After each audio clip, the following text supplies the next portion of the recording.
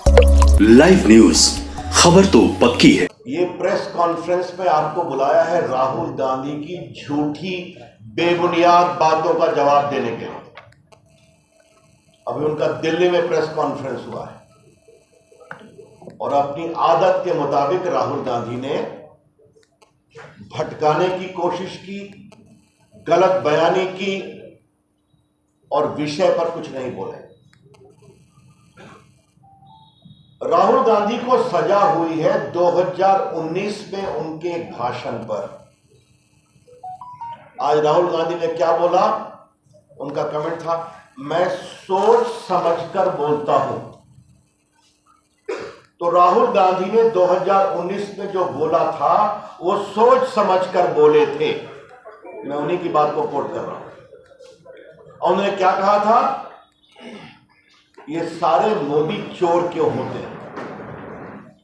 मोदी बिहार, पूर्वी भारत, पश्चिम भारत में पिछड़े और अति पिछड़े समाज से आते हैं, सबसे बड़ी संख्या। तो श्रीमान राहुल गांधी ने पिछड़े समाज का अपमान किया था पब्लिक मीटिंग में। आलोचना करने का अधिकार है, गाली देने का अधिकार नहीं है। और राहुल गांधी ने गाली दी थी, बेइज्जत किया था, बेबुनियाद बातें की थी। तो राहुल गांधी जी, अगर आपको गाली देने का अधिकार है, एब्यूज करने का अधिकार है, तो जो पीड़ित होते हैं उनको कोर्ट में जाने का अधिकार है। वो कोर्ट में सुनवाई हुई, उनको भी अपनी बात कहने का वकील के माध्यम से मौका मिला। कोर्ट ने पूछा आप माफी मांगेंगे, उन्होंने कहा मैं माफी नहीं मांगूंगा। तब यह फैसला हुआ है। और ये राहुल गांधी पर 7 मुकदमे और चल रहे हैं डिफेमेशन के। तो ये जो कहा जा रहा है उनको फंसाने की कोशिश की गई है, इसका आज की घटना अडानी प्रकरण से कोई मतलब नहीं है।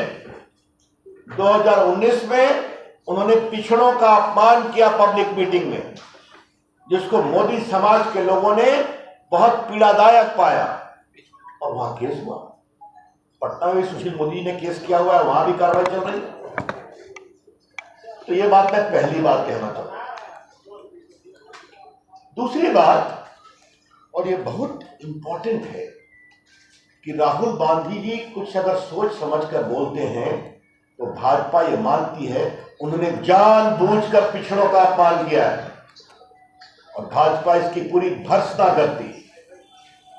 और देश भर में हम राहुल गांधी के खिलाफ पिछड़ों के अपमान के लिए जबरदस्त आंदोलन करेंगे भाजपा की ओर से, यह हम कहना चाहते हैं। अब दूसरी बात और भी गंभीर है।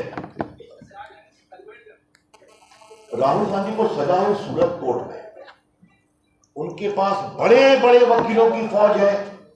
जरा पत्रकार भी शांत रहे कृपा करके। बड़े बड़े वकीलों की फौज है, देश के बड़े बड़े वकील राज्यसभा में बैठे हैं कांग्रेस की ओर से। वो लोग सूरत में जाके सेशन कोर्ट में स्टे क्यों नहीं आग्रह किया? वो हाई कोर्ट क्यों नहीं गए? वो सुप्रीम कोर्ट क्यों नहीं गए? यही कांग्रेस के प्रवक्ता पवन खेड़ा का मामला था। दिल्ली हवाई अड्डे पर कुछ हुआ जहां उन्होंने कहा था मोदी तेरी खबर खुदेगी और बहुत कुछ कहा था।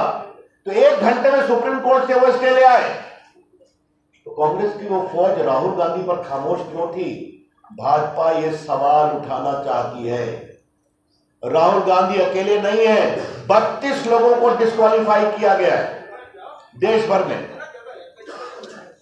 उसमें 6 भाजपा के लोग भी डिस्क्वालीफाई हुए हैं, सजा हुई, डिस्क्वालीफाई हो गए। उसमें अखिलेश जी की पार्टी के हैं, उसमें लेफ्ट के लोग हैं, उसमें कांग्रेस के लोग हैं। बिहार में लालू प्रसाद जी डिस्क्वालीफाई हुए, जयललिता जी डिस्क्वालीफाई हुई। अभी जो मोकामा का बाई इलेक्शन हुआ था वो तो सजा के बाद ही डिस्क्वालीफाई हुए थे। जब देश का कानून है कि आपको 2 साल की सजा होगी तो आप तुरंत डिस्क्वालीफाई हो जाएंगे अगर आपके कन्विक्शन को कोर्ट स्टे नहीं करता। उसमें कोई विवेक नहीं है, सुप्रीम कोर्ट कह चुका है दिलीप थॉमस के केस में। तो राहुल गांधी की पार्टी की तरफ से उनको कोर्ट से स्टे दिलाने की कोशिश क्यों नहीं हुई? भाजपा यह कोशिश करना चाहती है, क्या नाखून कटाकर शहीद होने की कोशिश कर रहे हैं? हमारा स्पष्ट आरोप है जानबूझकर यह नहीं किया गया ताकि कर्नाटक के चुनाव में राहुल गांधी के प्रकरण को भुलाया जाए। और ऐसा संकेत उनकी बहन के साथ साथ बाकी लोगों ने भी कहा है। ये बात हम स्पष्ट कहना चाहते हैं। इसलिए जो पूरा प्रकरण है आज का प्रेस कॉन्फ्रेंस, ये सब कुछ एक सोची समझी रणनीति है कि राहुल गांधी को एक बलिदानी बताओ और कर्नाटका में इसका लाभ लो।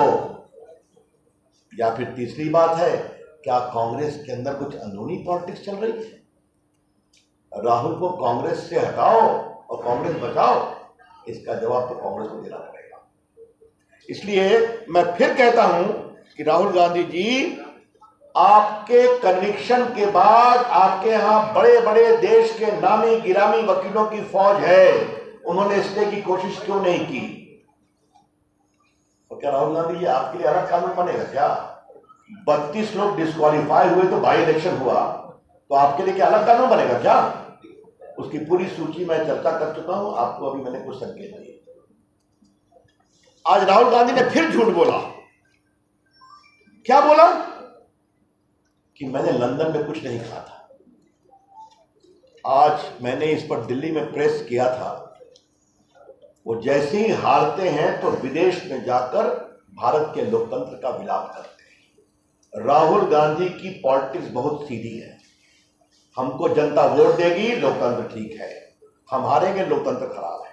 हम जीतेंगे, चुनाव आयोग ठीक है। हम हारेंगे, चुनाव आयोग खराब है। अगर हमारे पक्ष में न्यायालय ने फैसला किया, न्यायालय निष्पक्ष है। अगर नहीं आया तो न्यायालय कमजोर है। यह उनकी रणनीति है। अभी वो हारे नागालैंड में, हारे त्रिपुरा में, हारे मिजोरम में, और सब अल्पसंख्यक बहुल इलाके हैं। तो लंदन में जाके बोला। आज मैं क्या कहा? हमने कुछ नहीं कहा है ऐसा कि अमेरिका और यूरोप को इसके बारे में विचार करना चाहिए। राहुल गांधी ने आज फिर झूठ बोला है। भारत में लोकतंत्र कमजोर हो रहा है, इसके लिए अमेरिका और यूरोपियन कंट्री ध्यान नहीं दे रहे हैं। यह समस्या है। ध्यान देने का मतलब क्या है? यहां हस्तक्षेप करें, यही तो हम कह रहे हैं। आज राहुल गांधी की टिप्पणी दिखा दिया है। राहुल गांधी ने फिर झूठ बोला कि हमने ऐसा कुछ नहीं कहा था। तो झूठ बोलना राहुल गांधी की फितरत हो गई।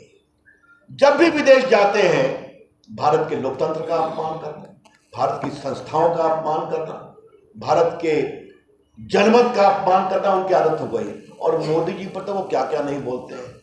मेरे पास पूरी उनकी टिप्पणी है कि वो विदेश में क्या क्या बोलते हैं। भारत राष्ट्र नहीं है, राज्यों का संघ है। और क्या हमारे लोकतंत्र पर बर्बर हमले हो रहे हैं। और क्या पुलवामा हमला कार धमाका था, आतंकवादी धमाका नहीं था। और क्या चीन की तारीफ की कि चीन ने प्रकृति के साथ विकास किया है, सद्भावना के साथ। ये सारी उनकी टिप्पणी। और क्या कहा? बालाकोट और पुलवामा का सेना सबूत देखा था ना, तो सेना की शहादत का सबूत राहुल गांधी मानते हैं।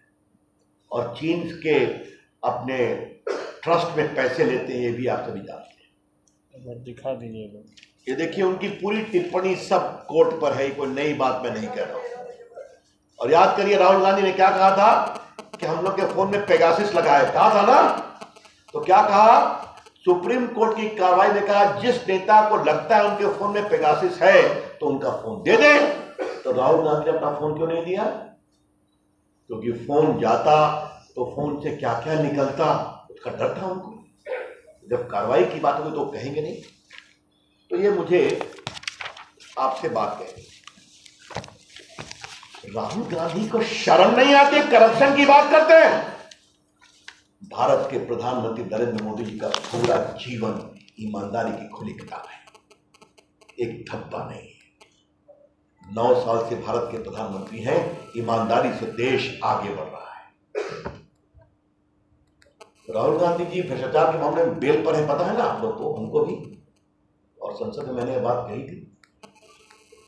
नेशनल हेराल्ड के प्रकरण में इनकी माता जी बेल पर है, ये बेल पर है, क्योंकि मात्र कुछ लाख रुपए देकर नेशनल हेराल्ड की 5000 करोड़ की प्रॉपर्टी दिल्ली में, पटना में, लखनऊ में, चंडीगढ़ में, मुंबई में अपने नाम कर लिया, यंग इंडिया लिमिटेड में, जिसमें 76% शेयर राहुल जी और सोनिया जी का है। बाकी स्वर्गीय जो छत्तीसगढ़ नेता थे वो स्वर्गवासी हो गए। और पूरा नेशनल का शेयर खरीद लिया। मामा कोतरोपी को किसने बचाया? राहुल गांधी जी ने बोफोर्स में। आपकी सरकार ने बताया, क्योंकि आपके परिवार से उसका संबंध था। उसको भगाने में मदद किया, दलाली के पैसे उसको छुड़वाने में मदद किया। ये पूरा आदर्श घोटाला, पूरा आपका कॉमनवेल्थ घोटाला, पूरा एयर हेलीकॉप्टर घोटाला, पूरा आपका सबमरीन घोटाला, पूरा कोयला घोटाला, पूरा 2G राहुल गांधी जी, मनमोहन की सरकार की पूरी सरकार भरी हुई है और आपकी सरकार ने घोटाले हुए और आप नरेंद्र मोदी पर कीचड़ उछालते हैं। तो राहुल गांधी जी, आप तो स्वयं बेल पर है भ्रष्टाचार के मामले में। लाइव न्यूज, खबर तो पक्की है।